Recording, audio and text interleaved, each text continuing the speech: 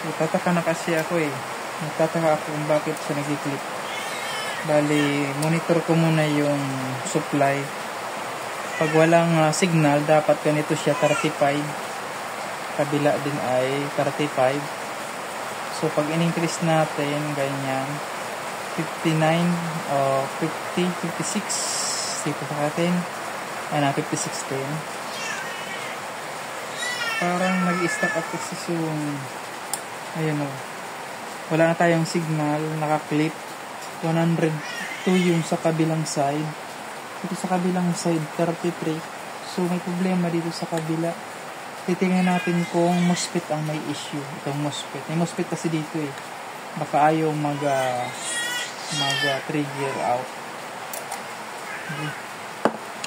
Okay.